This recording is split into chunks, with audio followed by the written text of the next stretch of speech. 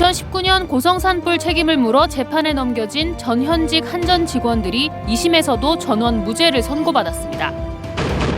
강원도에 앞서 특례시가 된 지자체들의 사례를 볼 때 강원도가 발굴한 특례에 대한 실질적인 권한을 갖는 것이 특별자치도 성공에 중요할 것으로 보입니다. 전쟁을 피해 강릉으로 대거 유입된 러시아어권 학생들로 인한 학교 현장의 어려움을 덜기 위해 교육당국이 대책 논의를 시작했습니다. 지난해 강원도에 대한 외국인 직접 투자 실적이 전국 최하위 수준으로 나타났습니다. 안녕하십니까. 뉴스데스크 강원입니다. 2019년 4월 발생한 고성 산불과 관련해 전신주 관리를 소홀히 한 혐의로 재판에 넘겨진 전현직 한전 직원들이 2심에서도 무죄를 선고받았습니다. 산불 이재민들은 4년이 되도록 누구도 책임지지 않고 있다며 억울함을 호소했습니다. 박은지 기자입니다. 한전 전신주에서 시작된 불꽃이 강풍을 타고 번지며 축구장 1,750개의 살림과 삶의 터전을 잿더미로 만든 2019년 4월 고성 산불. 당시 전신주 관리 소홀 등의 책임을 물어 재판에 넘겨진 전현직 한전 직원 7명이 2심에서도 무죄를 받았습니다. 지난해 2월 1심 법원은 전신주 하자로 전선이 끊어져 불이 난 점은 인정되지만 직원들이 하자를 발견한 뒤 적절한 조치를 하지 않아 불이 났다는 건 인정하기 부족하다고 무죄를 선고했습니다. 검찰이 이에 불복해 사실 오인, 법리 오해 등을 주장하며 항소했지만 2심 재판부는 이를 기각했습니다. 재판부는 이 재판이 한전에 대한 책임을 묻는 것이 아니라 직원 개개인에게 형사 책임을 물을 수 있는지 판단하는 것이어서 신중할 필요가 있다고 밝혔습니다. 직원들은 한전 지침이나 지시에 따라 일하는데 당시 내부 지침이 한전에 없었고 관련 자료나 전문가들의 진술 등을 종합해 볼 때도 원심의 판결이 정당하다는 겁니다. 결과를 지켜본 산불 이재민들은 울분을 터뜨렸습니다. 같이 산불이 4천억이 넘습니다. 그것을 갖다가 손해사정으로 다 해가지고 말이지 800억으로 만들고 거기에다가 또 구상권 관계 집어넣고 이러니까 돈 받을 게 말이지 20% 30%도 안 돼요. 수천 명이 길바닥에 나앉아갖고 아직도 원상 복구를 못해갖고 이재민들이 지금 나앉아 있는 상태입니다. 누군가는 책임을 져야 될 거 아니에요, 그러면.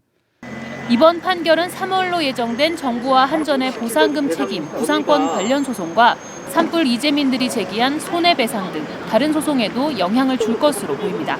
MBC 뉴스 박은지입니다. 강원특별자치도 기획보도 세 번째 시간입니다.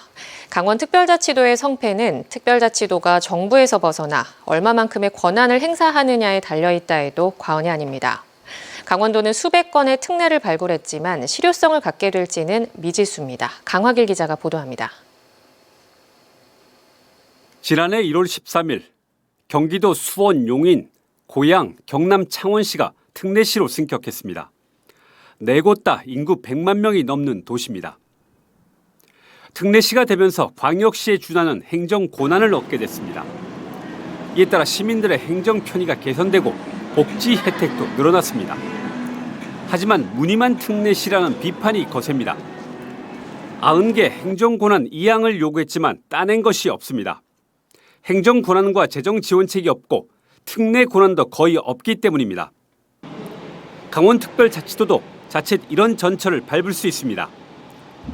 정부가 권한을 움켜쥐고 내놓지 않으면 달리 방법이 없습니다. 특별법에는 강원특별자치도의 지방자치를 보장하고 행정적, 재정적 지원 방안을 마련해야 한다고 명시했습니다. 그러나 구체적인 권한과 규정은 빠져 있습니다. 특히 특별 지원 규정 대부분도 강제 규정이 아닙니다. 이에 따라 강원도는 특례를 만들어 법에 담는 일에 집중하고 있습니다. 특례는 일반 법률의 제한을 넘어서는 권한입니다. 강원특별자치도가 지역의 강점을 살린 정책이나 사업을 추진하는 권한을 정부로부터 넘겨받아야 합니다. 국가 전체를 대상으로는 당장 풀기 힘든 규제를 강원도에서 먼저 풀겠습니다. 강원도는 지금까지 400건이 넘는 특례를 발굴했습니다. 행재정 관련 분권 특례와 전략산업 특례에 집중했습니다. 분권 특례는 조직과 인사, 지방세, 기금 설치 등 행재정 권한을 확보하는 일입니다. 산업 특례는 전략산업 육성을 위해서 필요한 권한 이양을 담고 있습니다. 하지만 시군에서 제안한 특내의 많은 것들이 지역 현안 사업 수준입니다. 교통 정리가 필요한 부분입니다. 이달 각 권역을 다시 돌며 특내를 선별하는 작업을 합니다. 그리고 정부와 다시 조율해야 합니다. 정부도 수긍할 만한 강원도만의 특례를 제시해야 합니다.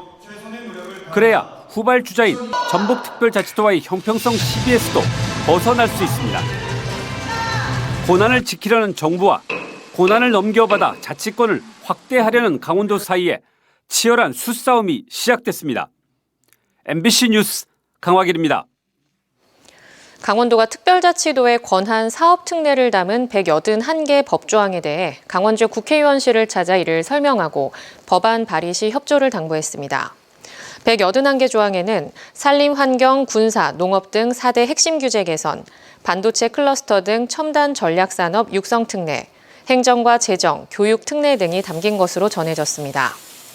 한편 강원도는 오늘 영월과 평창, 13일 고성과 속초에서 공청회를 갖고 도민 의견 수렴에 나서지만 개정안 자체는 공개하지 않기로 했습니다. 한편 181개 조항에 대한 일부 수정을 거친 뒤 빠르면 이달 말, 늦어도 다음 달에는 개정안을 발의할 계획입니다. 지난해 레고랜드 사태를 촉발한 강원도의 외국인 직접 투자 실적이 전국 최하위 수준으로 나타났습니다. 산업통상자원부에 따르면 지난해 강원도 내 외국인 직접 투자는 신고금액 기준으로 23건에 1,700만 달러로 전국 17개 광역자치단체 가운데 최하위인 17위로 나타났습니다. 또 전년 대비 증감폭 역시 강원도의 증감폭은 마이너스 95.5%로 전국에서 감소폭이 가장 컸습니다. 한편 지난해 투자액 규모로는 서울이 107억 6천만 달러로 가장 많았고 증가폭으로는 울산 3,441%, 충북 553%, 대구 217%, 전남 215% 순이었습니다. 강원도는 러시아 연해주와 자매 결연을 맺고 10여 년 전부터는 블라디보스토크의 무역사무소를 운영하고 있습니다. 북방교역과 환동해권 시대를 열어가는 교두보인 셈인데 올해 들어 운영 효과가 미비하다는 이유로 철수를 결정해 논란이 일고 있습니다. 김영호 기자가 보도합니다. 극동 러시아 연해주의 중심 도시인 블라디보스토크. 강원도는 20년 넘게 연해주와 자매 결연을 맺고 이곳에서 물류 교역을 해왔습니다. 2003년에는 속초항에서 동춘항운 국제 카페리선이 블라디보스토크까지 연장 운항하며 북방 항로를 확대했습니다. 러시아와 강원도의 꾸준한 교역으로 동해항에서는 승객과 화물을 실은 한러일 크루즈선이 러시아 블라디보스토크로 운행했고 코로나 사태 전에는 양양공항에서 하늘길이 개설되기도 했습니다. И та инфраструктура, которая была создана к Олимпийским играм, гостиницы, рестораны, сервисное обслуживание, оно мирового качества. А курорт, который находится в провинции Твандо, очень известен не только в Приморском крае, но и в соседних регионах нашей страны. 강원도는 2010년대 초반부터는 블라디보스토크에 무역 사무소까지 운영하며 북방 교역에 대한 행정적인 지원을 해왔습니다. 러시아와의 북방 교역에서 강원도가 경상도 동해안 공가의 경정에서 우위를 차지할 수 있었던 것도 블라디보스토크에 이런 교두보를 확보했기 때문이기도 합니다. 그런데 강원도가 투자 비용 대비 효과가 부족하다며 올해 들어 블라디보스토크 강원 무역사무소를 철수하기로 내부 방침을 정했습니다. 규정 이런 거를 일부 개정하고 해서 1월 1일자로 이제 시행이 된 상태인데 빨리 철수를 할 수가 없으니까 정리하는 시간이 필요해서 6월 말까지 정리. 강원 무역사무소는 파견 공무원 1명과 현지 채용 인원 2명으로 운영 중인데 연간 유지 비용은 2억 원가량 됩니다. 러시아의 우크라이나 침공으로 북방 교역이 침체되고 있지만 여전히 물류는 이동 중이고 조만간 전쟁이 중단될 것이란 전망 속에서 무역사무소 철수 방침이 잘못된 것이라는 지적이 나오고 있습니다. 활발하게 진행이 되고 있는 상황에서 사실 이것을 일방적으로 중단한다는 것은 저는 옳지 않다. 오히려 강원 영동 지역의 무역이라든가 이런 것들을 앞으로 저해하게 되는 현상들이 나타나지 않을까. 강원도는 미국 뉴욕에 운영 중인 무역사무소도 러시아 무역사무소와 함께 철수하기로 결정했습니다.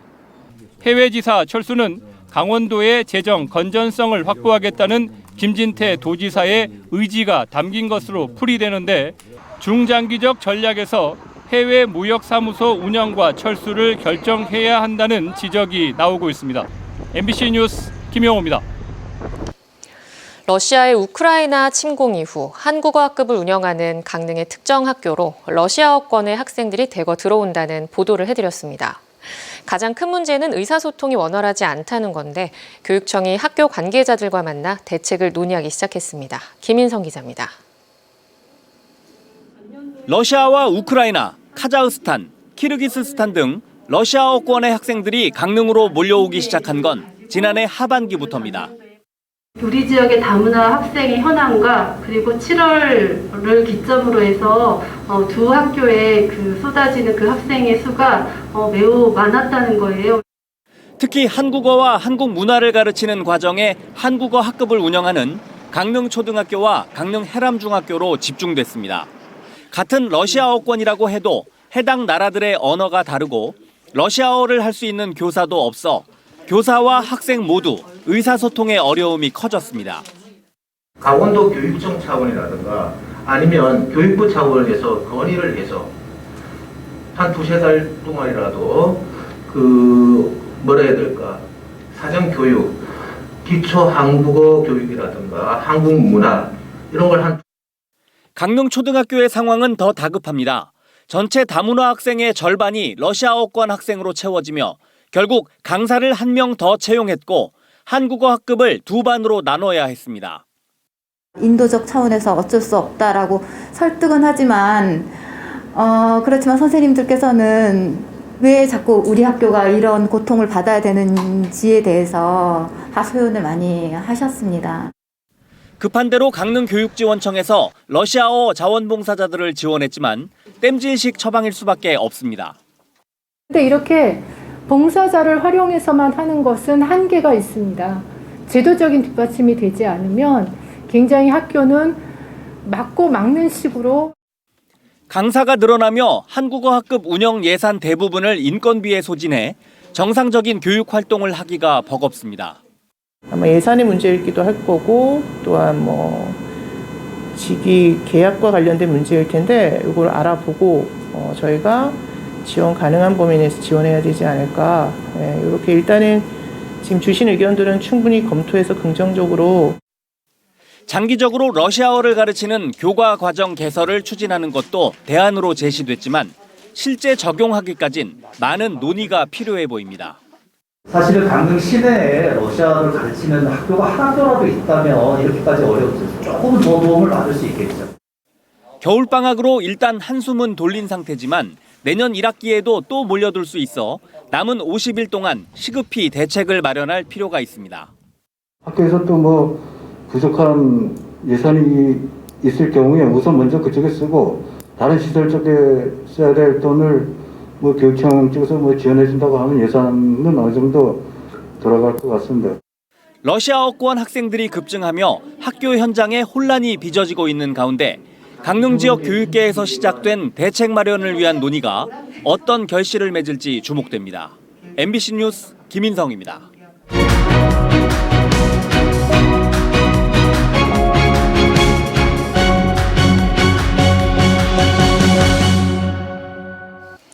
해양경찰 인재개발원 유치를 위해 삼척시와 충남, 당진, 보령이 3파전을 펼치는 가운데 입지평가 제안 발표가 오늘 열렸습니다. 해경 인재개발원 입지평가위원회는 비대면 온라인 평가 방식으로 후보지 3곳에 대해 입지평가 제안 발표를 듣고 질의응답 등을 진행했습니다. 삼척시는 철도와 고속도로 개설에 따른 접근성, 대학과의 협업 프로그램 운영, 해안가에 위치한 장점 등을 내세워 최상위 입지 여건임을 부각했습니다. 평가위원회는 이번 발표와 용역 결과 등을 토대로 이달 내에 유치 후보지를 선정할 예정입니다. 석탄공사 광업소의 조기 폐광이 예정된 가운데 폐광 지역 인구가 빠르게 감소하고 있습니다. 행정안전부 통계에 따르면 내년 장성광업소 조기 폐광이 예정된 태백시 인구는 2021년 말 4만 844명에서 지난해 말 4만 명대가 무너진 3만 9,428명으로 조사됐습니다. 또 정선은 1년 사이 700명 넘게 줄며 3만 4,900여 명으로 나타났고 영월도 200명 가까이 줄어든 3만 7,700여 명으로 확인됐습니다. 반면 지난해 말 기준 삼척의 인구는 6만 3,455명으로 1년 전보다 26명 늘었습니다. 살인죄로 2번이나 처벌받은 전력이 있음에도 동해시의 주거지에서 동거녀를 흉기로 찔러 살해한 40대 남자가 항소심에서도 무기징역을 선고받았습니다. 서울고등법원 춘천재판부 형사 1부는 지난해 8월 동거녀를 살해한 혐의로 1심에서 무기징역을 선고받은 이모 씨가 형이 무겁다며 제기한 항소를 기각하고 원심 판결을 유지했습니다. 재판부는 원심의 양형이 재량의 합리적인 범위를 벗어나지 않았다며 기각 이유를 밝혔습니다. 피고인 이 씨는 지난해 5월 동거녀와 말다툼을 벌이다 흉기로 찔러 숨지게 한 혐의로 재판에 넘겨졌습니다. 강원 동해안 지역에 20일째 산불 재난 국가 위기경보 관심 단계가 발령 중인 가운데 이번 주말 많은 눈이 내리면서 가뭄이 일부 해결될 것으로 보입니다.